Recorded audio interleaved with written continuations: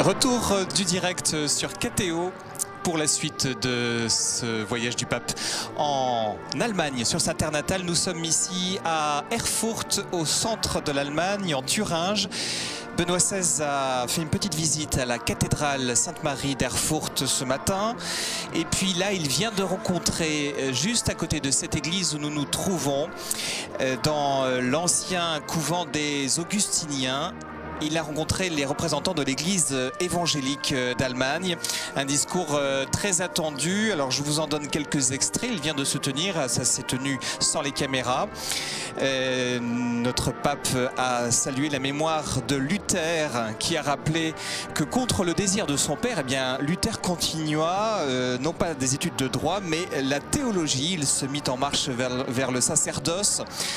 Ce qui ne lui donnait pas la paix, c'était la question de Dieu, qui fut la passion profonde et le ressort de sa vie et de son itinéraire tout entier.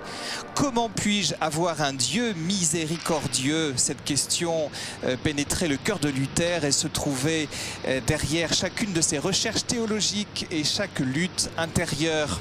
Comment puis-je avoir un Dieu miséricordieux? Que cette question ait été la force motrice de tout son chemin me touche toujours à nouveau, a continué le pape, qui en effet se préoccupe aujourd'hui de cela, même parmi les chrétiens. Que signifie la question de Dieu dans notre vie et dans notre annonce? Alors Luther se préoccupait de la question des péchés et des vertus. Mais nos fautes sont-elles vraiment si petites, se demande le pape. Ce n'est pas une petite question, demande le pape. Le monde n'est-il pas dévasté à cause de la corruption des grands, mais aussi à cause de celle des petits qui pensent seulement à leurs propres intérêts? N'est-il pas dévasté ce monde par le pouvoir des drogues, qui vit du désir de vie et d'argent d'une part, et de l'autre par l'addiction à la jouissance des personnes qui lui sont adonnées?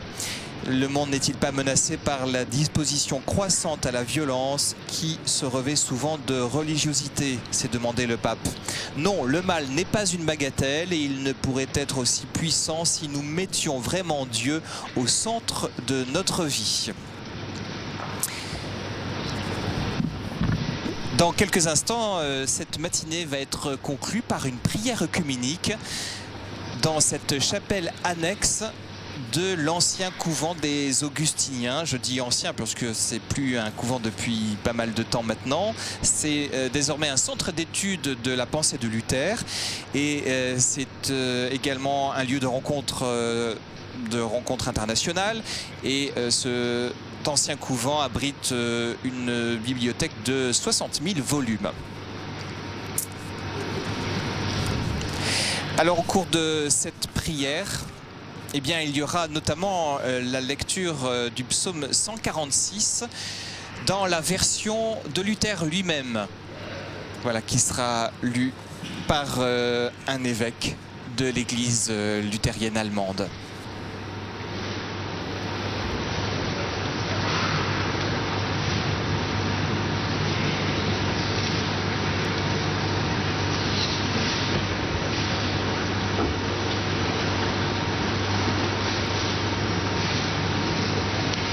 Alors puisqu'on a un peu de temps, eh bien, je reviens sur le discours que vient de faire le pape aux représentants de l'église évangélique allemande. Il a souligné que la pensée de Luther, sa spiritualité tout entière était complètement centrée sur le Christ. Eh bien, cela suppose que le Christ soit le centre aujourd'hui de notre spiritualité et que l'amour pour lui, le vivre ensemble avec lui, oriente toute notre vie. C'est l'erreur de l'âge confessionnel d'avoir vu en majeure partie seulement ce qui sépare entre luthériens et catholiques et de ne pas avoir perçu de façon existentielle ce que nous avons en commun dans les grandes directives de la Sainte Écriture et dans les professions de foi du christianisme antique. Le pape a poursuivi en disant que le danger de perdre la foi au Christ n'est pas irréel, malheureusement. Et il a souligné deux dangers qui menacent la foi chrétienne. D'abord, la géographie du christianisme a profondément changé, est en train de continuer à changer. devant une forme nouvelle de christianisme qui se diffuse avec une immense dynamique missionnaire, parfois qui préoccupe les églises confessionnelles, un christianisme de faible densité institutionnelle avec peu de bagages rationnels et encore moins de bagages dogmatiques et aussi avec peu de stabilité. Là, on peut penser que le pape a pointé l'essor d'églises issues de la Réforme, des églises de type évangélique ou pentecôtiste. Ce phénomène mondial nous place devant la question: qu'est-ce que cette nouvelle forme de christianisme a à nous dire de positif et de négatif? S'est interrogé le pape. Deuxième défi pour l'annonce de l'évangile et les églises, il s'agit du contexte du monde sécularisé, a dit le pape, dans lequel nous devons vivre et témoigner aujourd'hui notre foi. L'absence de Dieu dans notre société se fait plus pesante. L'histoire de sa révélation dont nous parle l'Écriture semble reléguée dans un passé qui s'éloigne toujours davantage. Alors faut-il peut-être céder à la pression de la sécularisation, devenir moderne moyennant une édulcoration de la foi? Eh bien la foi doit être repensée naturellement, a poursuivi le pape, et surtout elle doit être vécue aujourd'hui d'une manière nouvelle pour devenir quelque chose qui appartient au présent.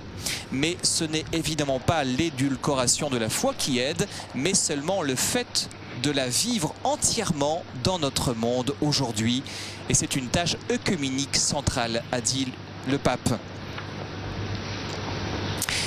Enfin, le pape a conclu avec cette analogie: comme les martyrs de l'époque nazie nous ont conduits les uns vers les autres, catholiques et luthériens, et ont suscité la première grande ouverture œcuménique, ainsi aujourd'hui encore, la foi, vécue à partir du plus profond de nous-mêmes dans un monde sécularisé, est la force œcuménique la plus forte qui nous réunit, nous guidant vers l'unité dans l'unique Seigneur, a conclu Benoît XVI il y a quelques minutes dans la chapelle capitulaire de l'ex-couvent des Augustiniens, la même où Martin Luther, entre 1505 et 1511, a vécu comme moine et a cherché et trouvé Dieu et a partagé sa préoccupation de la miséricorde de Dieu, a rappelé Benoît XVI il y a quelques instants.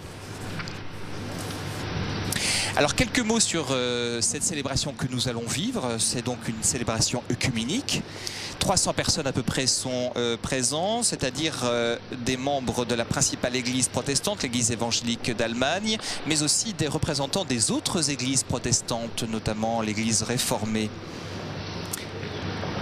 Il y aura une prière pour l'unité des chrétiens qui sera récitée par le pape, puis la lecture de la prière sacerdotale de Jésus, que tous soient un.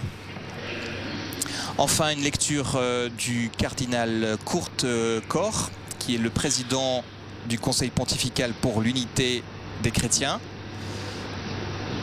Le psaume 146, qui sera lu par un évêque de l'église évangélique, dans la traduction de Martin Luther. Et puis, cette prière se terminera par une bénédiction, je dirais, à deux voix. Une bénédiction de la part du président du Conseil de l'Église évangélique, M. Schneider, et puis bénédiction du pape pour conclure cette prière œcuménique qui a été un moment voulu par les églises évangéliques, l'église évangélique luthérienne, mais aussi avec insistance par le pape. Les Allemands ont été touchés par un échange de lettres entre M. Schneider, le président de l'église évangélique protestante, et Benoît XVI, pour se dire finalement pendant ce voyage, est-ce qu'on ne pourrait pas se voir un peu plus? Il y était prévu juste une demi-heure, une rencontre comme celle que nous n'avons pas pu vivre, mais est-ce qu'on ne pourrait pas passer plus de temps ensemble et prier plus de temps ensemble? C'est demandé le pape et la réponse a été immédiate: ben oui, passons plus de temps ensemble. Rappelons que ce moment que nous vivons est l'un des moments les plus importants du voyage du pape, selon les paroles mêmes de Benoît XVI.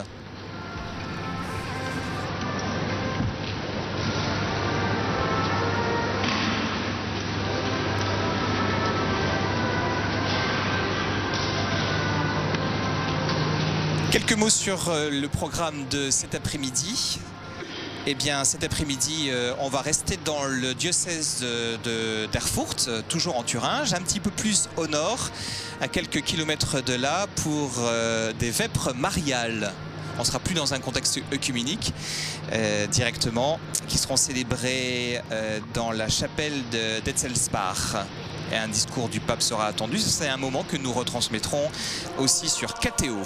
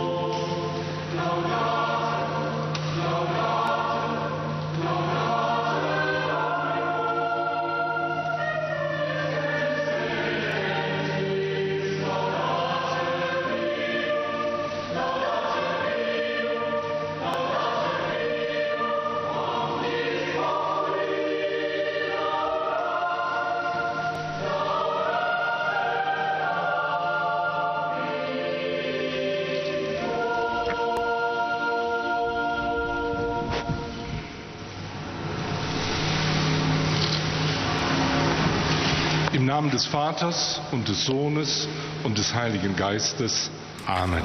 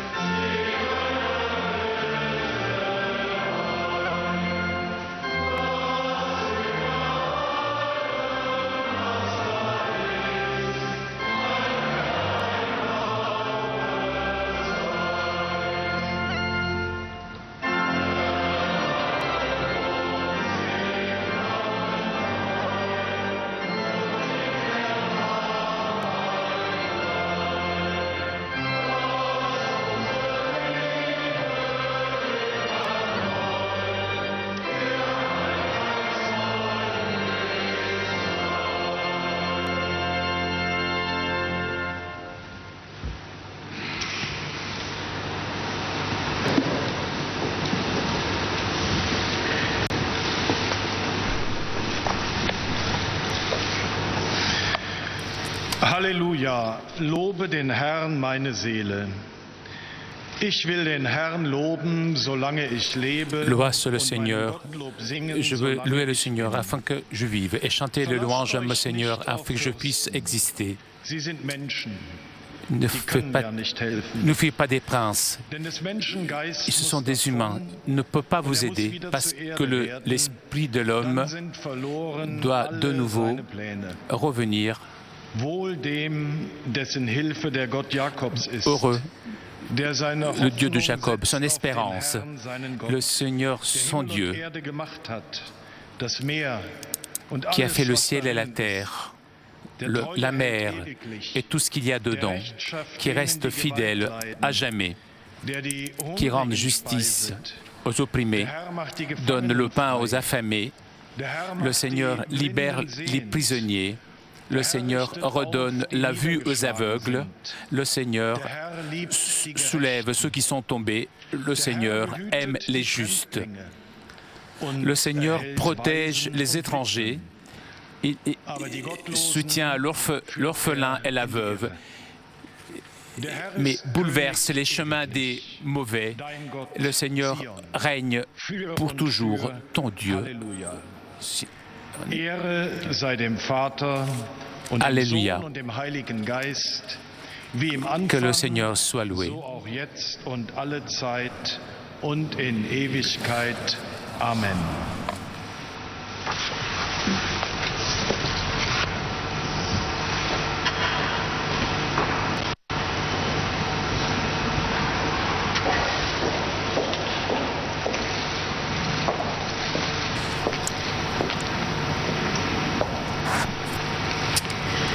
Von Herzen verlangt mich nach dir des Nachts.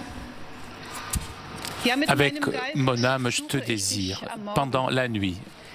Mit diesem Jesaja-Wort, Je te das recherche Herr la nuit et le unserer jour. Gemeinde für diesen Tag Après cette gelobt parole hat, de prophète d'Isaïe, grüße ich Sie, grüße tirée des ich euch, lectures prévues liebe aujourd'hui, Schwestern und Brüder, zu je diesem vous salue. Gottesdienst. Je salue vos chers frères et Ich sœurs grüße von Herzen qui êtes venus ici. unseren Bruder in Christus, Je vous Papst salue Benedikt cordialement XVI. notre frère dans le Christ, Sind wir dankbar, Pape dass Benoît Sie mit uns XVI. beten und singen Nous sommes und auf Gott reconnaissants du fait que vous hören vouliez wollen und predigen. chanter et écouter avec nous la parole de Dieu. Et je salue nos frères Nicolas Schneider, président du Conseil de l'Église évangélique en Allemagne. Les deux, vous guiderez ce culte ensemble.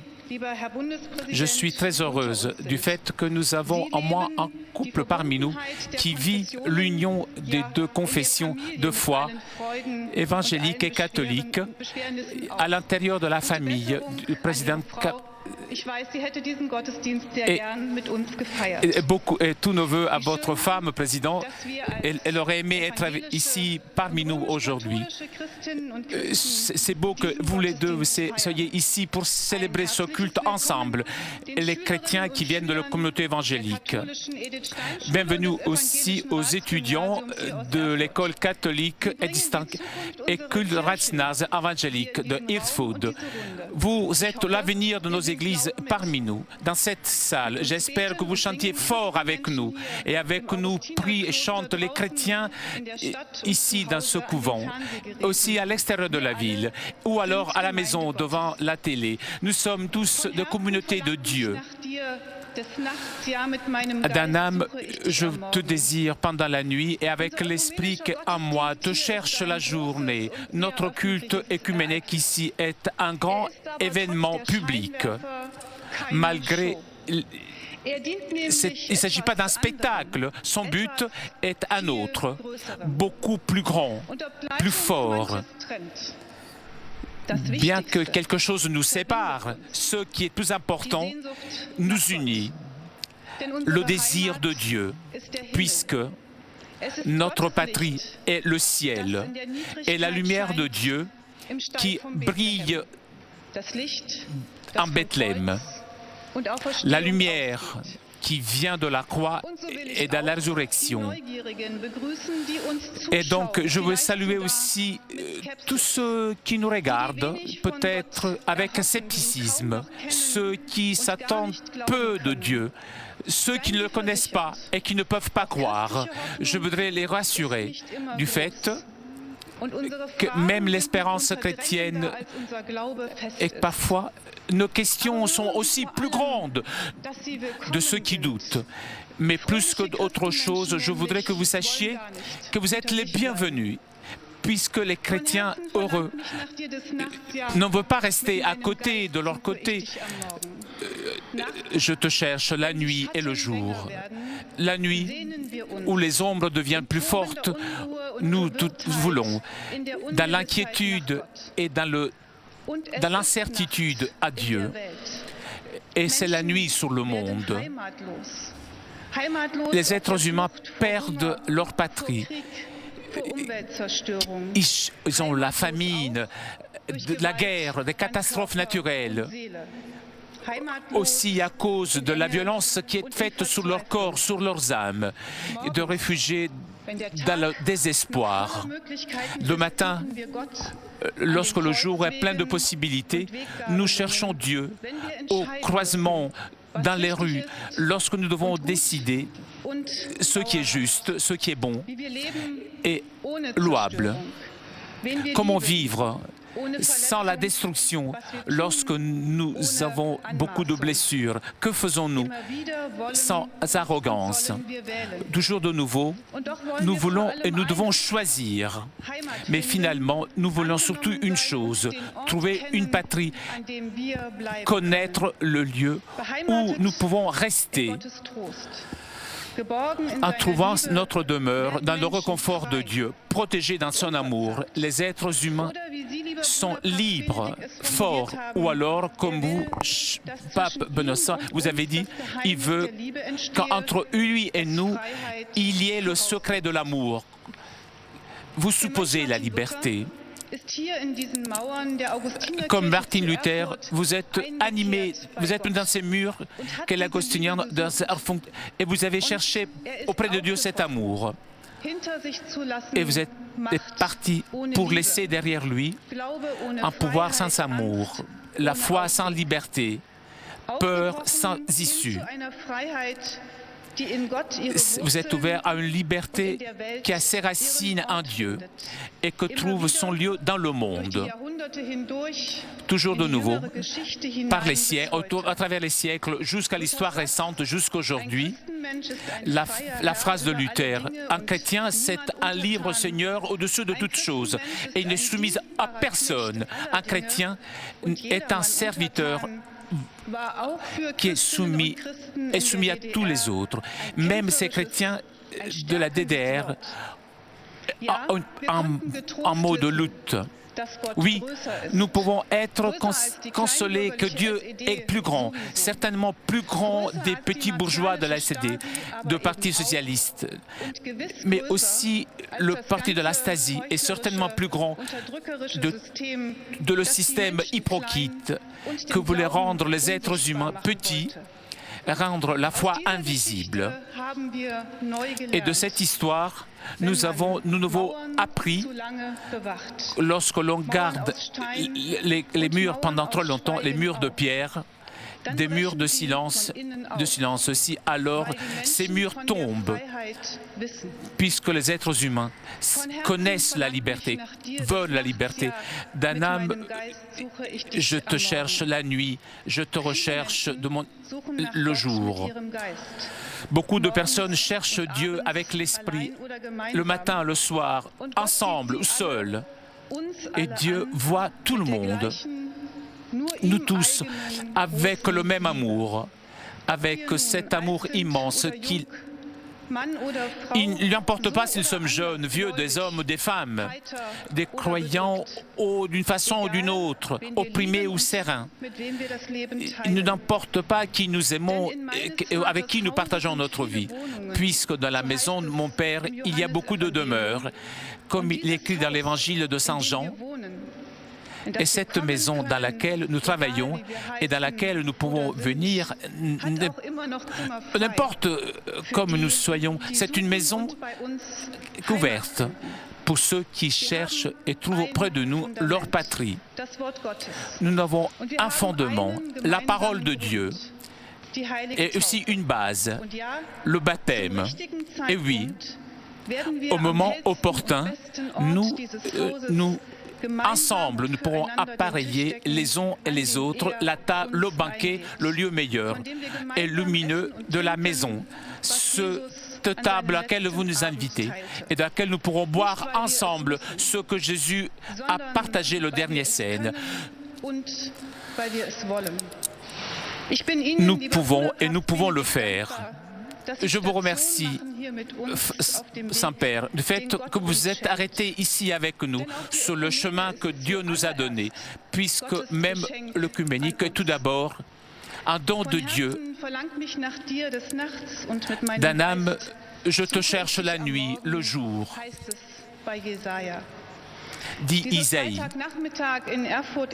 Ce vendredi après-midi, ce n'est pas un vendredi quelconque, mais celui qui nous observe devra le comprendre.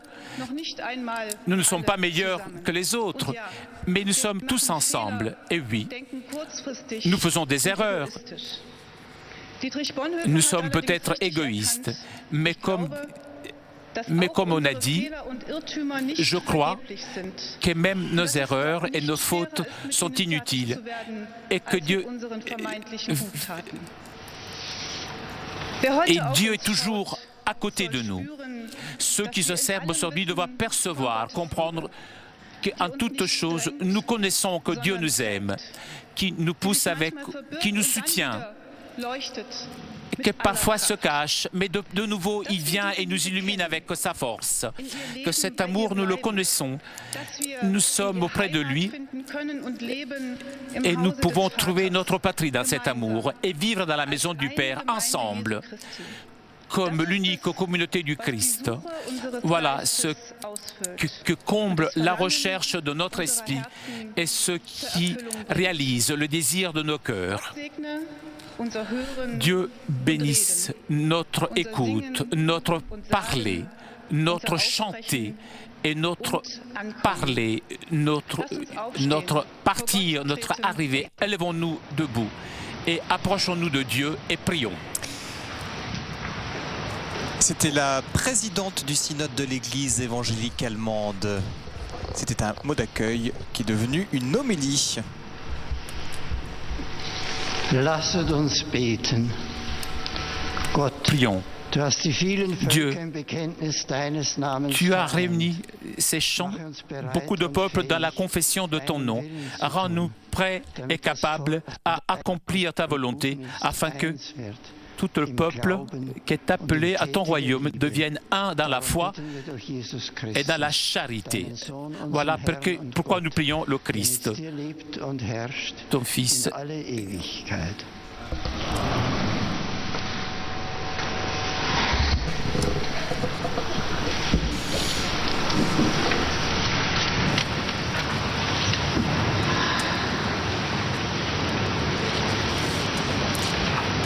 Voilà, nous voyons le président Christian Wulff au deuxième banc, accompagné d'Angela Merkel. La prière lue par le cardinal Kurt Kors, président du Conseil pontifical pour l'unité des chrétiens. C'est une lecture. L'évangile de Jésus-Christ selon Saint Jean, au chapitre 17, la prière sacerdotale. Ainsi parle Jésus. Je ne prie pas seulement pour ceux qui sont là, mais encore pour ceux qui accueilleront leur parole et qui croiront en moi. Que tous soient un. Comme toi, Père, tu es en moi et moi en toi. Qu'ils soient un en nous, eux aussi, pour que le monde croie que tu m'as envoyé. Et moi, je leur ai donné la gloire que tu m'as donnée, pour qu'ils soient un comme nous sommes un, moi en eux et toi en moi. Que leur unité soit parfaite. Ainsi le monde saura que tu m'as envoyé et que tu les as aimés comme tu m'as aimé.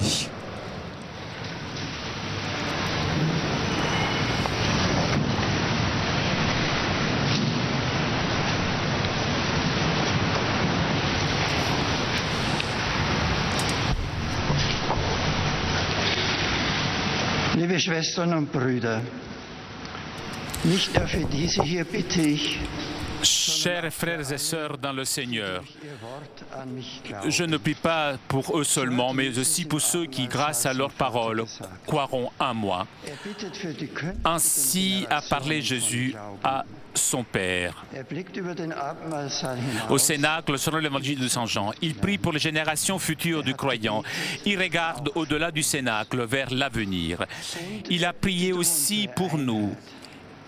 Et il prie pour notre unité. Cette prière de Jésus n'est pas simplement quelque chose du passé.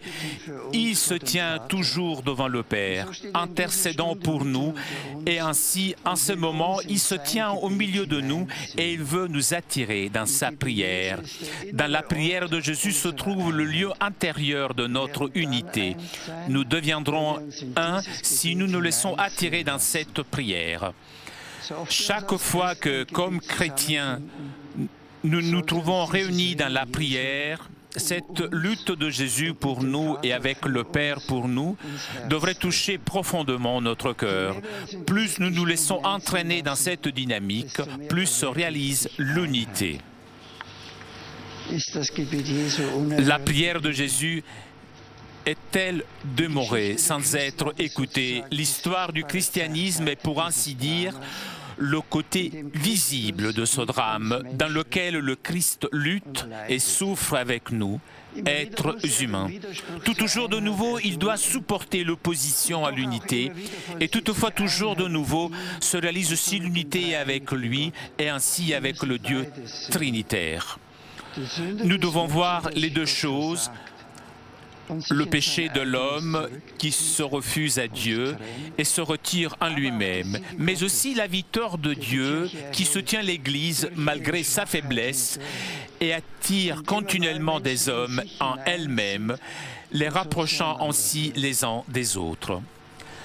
Pour cela, dans une rencontre œcuménique, nous ne devrions pas seulement déplorer les divisions et les séparations, mais bien remercier Dieu pour tous les éléments d'unité qu'il a conservés pour nous et qui nous donne toujours de nouveau. Cette gratitude doit en même temps être disponibilité et ne pas perdre, dans une époque de tentation et de péril, l'unité ainsi donnée. L'unité fondamentale consiste dans le fait que nous croyons en Dieu, le Père Tout-Puissant, le Créateur du ciel et de la terre. Que nous le professons comme le Trin, le Père, le Fils et le Saint-Esprit. L'unité suprême n'est pas solitude d'une monade, mais unité par l'amour. Nous croyons en Dieu, dans le Dieu concret. Nous croyons dans le fait que Dieu nous a parlé et s'est fait l'un de nous. Témoigner ce Dieu vivant est notre tâche commune à l'époque actuelle. L'homme a-t-il besoin de Dieu ou les choses vont-elles aussi bien aussi sans lui? Quand une première phrase de l'absence de Dieu, sa lumière continue à illuminer et tient ensemble l'ordre de l'existence humaine, on a l'impression que cela va aussi sans Dieu. Mais plus le monde s'éloigne de Dieu, plus il devient clair que l'homme, dans l'hybris du pouvoir, dans le vide du cœur et dans le désir de satisfaction et de bonheur, perd toujours plus sa vie. Le soif d'infini est présent dans l'homme de façon indéracinable. L'homme a été créé pour la relation avec Dieu et a besoin de lui. Notre premier service œcuménique en ce temps doit être de témoigner ensemble de la présence du Dieu vivant et par là de donner au monde la réponse dont il a besoin. Naturellement, de ce témoignage fondamental rendu en Dieu, fait ensuite partie de façon absolument centrale le témoignage rendu au Christ, vrai homme et vrai Dieu, qui a vécu avec nous et souffert pour nous, est mort pour nous et dans sa résurrection a ouvert tout grand la porte de la mort. Chers amis, fortifions-nous dans la foi, aidons-nous mutuellement à la vivre. Ceci est une grande tâche œcuménique qui nous introduit au cœur de la prière de Jésus. Le sérieux de la foi en Dieu se manifeste dans le fait de vivre sa parole. Il se manifeste très concrètement en notre temps dans l'engagement pour cette créature qu'il a voulu à son image pour l'homme. Nous vivons dans un temps où les critères de l'être homme sont devenus questionnables. L'éthique est remplacée par le calcul des conséquences. Face à cela, comme chrétiens, nous devons défendre la dignité inviolable de l'homme, de la conception à la mort, dans les questions du diagnostic de préimplantation jusqu'à l'euthanasie. Seul celui qui connaît Dieu connaît l'homme, a dit un jour Romano Guardini. Sans la connaissance de Dieu, l'homme devient manipulable. La foi en Dieu doit se concrétiser dans notre engagement commun pour l'homme. De cet engagement pour l'homme font partie non seulement ces critères fondamentaux d'humanité, mais surtout et très concrètement l'amour que Jésus nous enseigne dans la description du jugement dernier. Le Dieu nous jugera selon la façon dont nous nous serons comportés à l'égard de ceux qui nous sont proches, à l'égard des plus petits de ses frères. La disponibilité à aider dans la nécessité de ce temps, au-delà de son propre milieu de vie, est une tâche essentielle du chrétien. Ceci vaut autant, avant tout, dans le domaine de la vie personnelle de chacun. Ceci vaut ensuite dans la communauté d'un peuple et d'un État où tous doivent se prendre en charge les uns les autres. Ceci vaut pour notre continent où nous sommes appelés à la solidarité européenne. Et enfin, ceci vaut au-delà de toutes les frontières. La charité chrétienne exige aussi aujourd'hui notre engagement pour la justice dans le vaste monde. Je sais que de la part des Allemands et de l'Allemagne, beaucoup est fait pour rendre possible à tous les hommes une existence digne de l'homme. Et pour cela, je voudrais dire une parole de vive gratitude. Enfin, je voudrais encore faire allusion à une dimension plus profonde de notre obligation d'aimer. Le sérieux de la foi se manifeste surtout quand elle inspire certaines personnes à se mettre totalement à la disposition de Dieu et à partir de Dieu des autres. Les grandes aides deviennent concrètes seulement quand sur place existent ceux qui sont totalement à la disposition de l'autre et par là rendent crédible l'amour de Dieu. Des personnes de ce genre sont un signe important pour la vérité de notre foi. À la veille de la visite du pape, on a parlé plusieurs fois d'un don œcuménique de l'hôte que l'on attendait de cette visite. Il n'est pas nécessaire que je spécifie les dons mentionnés dans ce contexte.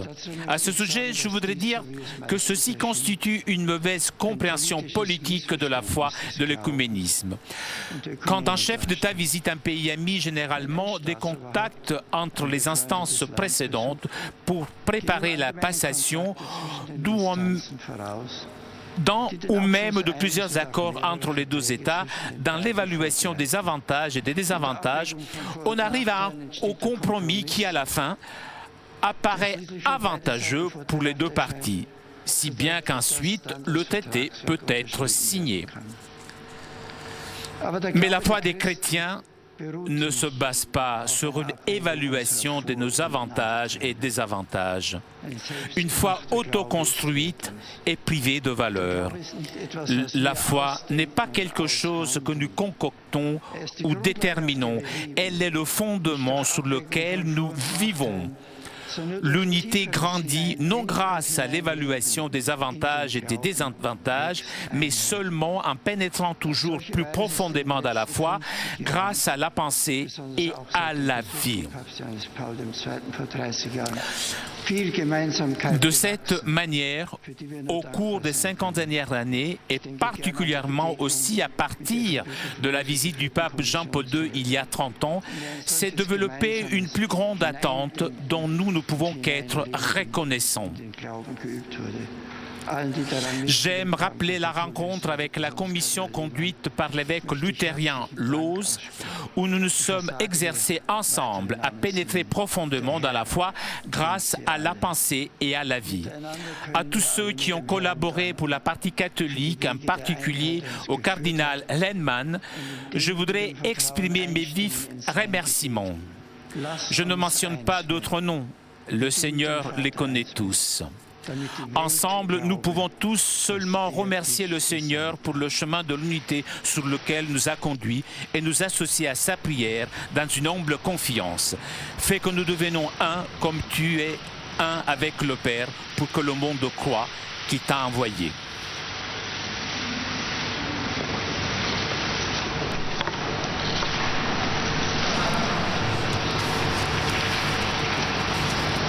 En direct de la chapelle annexe au couvent, l'ex-couvent augustinien d'Erfurt, au centre de l'Allemagne, en Thuringe, la même où a vécu Martin Luther.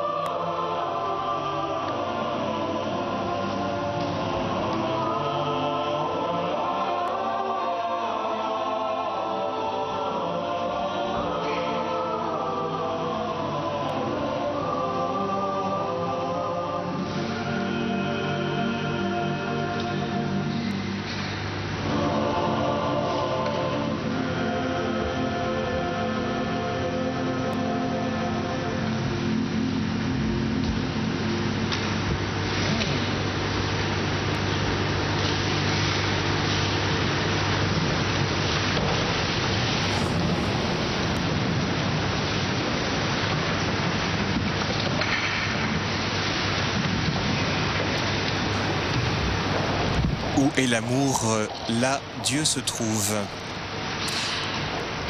C'est maintenant au tour d'un temps de prière et d'intercession.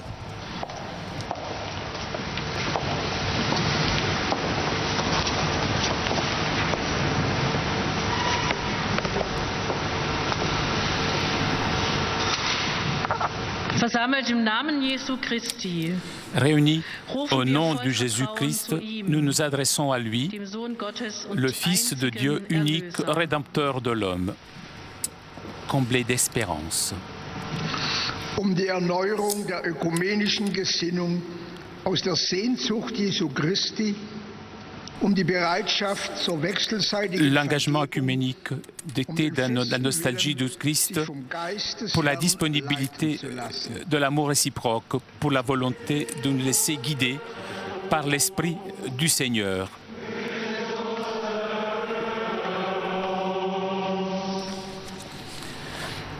Die Kraft für alle Christinnen und Christen, sich dem Wort pour la Gottes force zu öffnen, pour tous les chrétiens à s'ouvrir à la parole de Dieu, d'être sauvés à son écoute, pour la foi dans le Fils de Dieu, dont la fidélité à Dieu le Père corrobore nous aussi.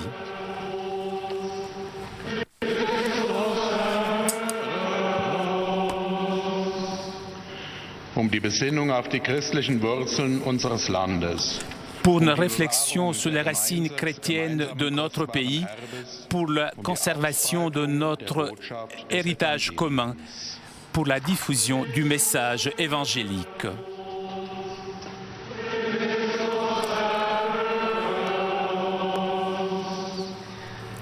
Die Überwindung aller ideologischen Strömungen unserer Gesellschaft. Pour le dépassement de tous les courants idéologiques de notre société, pour une civilisation de l'amour soutenue et consolidée par la foi dans le Christ.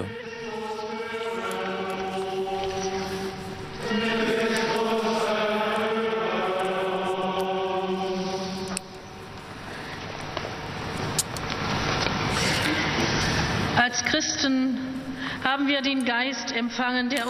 En tant que chrétiens, nous avons reçu l'Esprit qui fait de nous les fils de Dieu. Dans cet esprit, prions en récitant le Notre Père.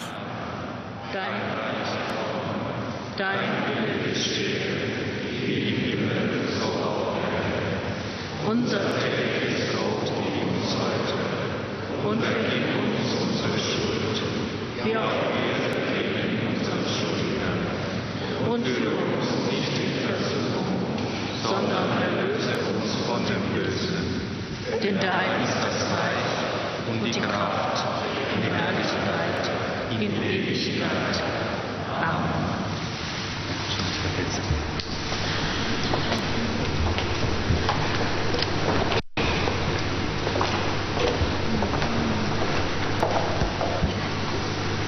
Maintenant va avoir lieu la bénédiction finale de cette prière œcuménique retransmise en direct d'Erfurt dans la chapelle annexe de l'ex-monastère augustinien. Der Herr segne euch und behüte euch. Der Herr lasse sein Angesicht leuchten über euch und sei euch gnädig. Der Herr erhebe sein Angesicht über euch und schenke euch Frieden.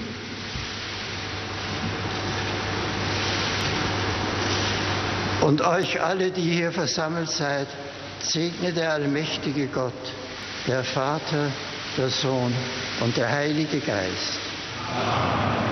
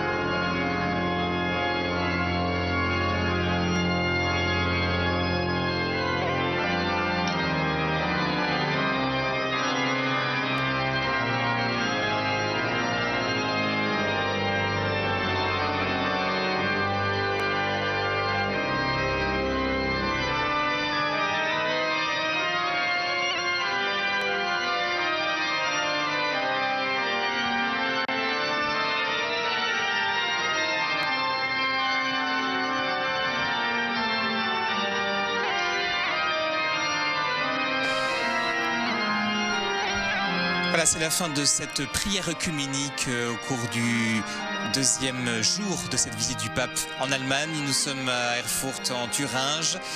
Une prière œcuménique qui était très attendue. Au cours de son message, Benoît XVI a rappelé que le message essentiel à retenir pour l'œcuménisme, eh bien, c'était l'annonce de l'Évangile, l'annonce de la miséricorde concrète de Dieu. Le pape a dit que le sérieux de la foi en Dieu se manifeste dans le fait de vivre sa parole, très concrètement en notre temps, dans l'engagement pour cette créature qu'il a voulu à son image. L'éthique, a dit le pape, est remplacée par le calcul des conséquences. Face à cela, comme chrétiens, nous devons défendre la dignité inviolable de l'homme, de la conception à la mort, dans les questions du diagnostic préimplantatoire jusqu'à l'euthanasie. Enfin, le pape a dit que cette exigence d'amour concret valait aussi pour notre continent, où nous sommes appelés à la solidarité européenne. Enfin, ceci vaut au-delà de toutes les frontières, a dit le pape. La charité chrétienne exige aussi aujourd'hui notre engagement pour la justice dans le vaste monde. Je sais, a dit le pape, que de la part des Allemands et de l'Allemagne, beaucoup est fait pour rendre possible à tous les hommes une existence digne de l'homme. Et pour cela, je voudrais dire une parole de vive gratitude. Je voudrais encore faire allusion à une dimension plus profonde de notre obligation d'aimer. Le sérieux de la foi se manifeste aussi, surtout, quand elle inspire certaines personnes à se mettre totalement à la disposition de Dieu et à partir de Dieu à la disposition des autres. Les grandes aides deviennent concrètes seulement quand sur place existent ceux qui sont totalement à la disposition de l'autre et par là rendre crédible l'amour de Dieu. Voilà, on termine et on se donne rendez-vous pour la suite de ce voyage tout à l'heure, pas plus tard qu'à 17h30 pour la célébration des Vêpres mariales à Etzelbers, où nous retrouverons le pape pour un temps de prière autour de Marie. Bon après-midi sur KTO, à tout à l'heure.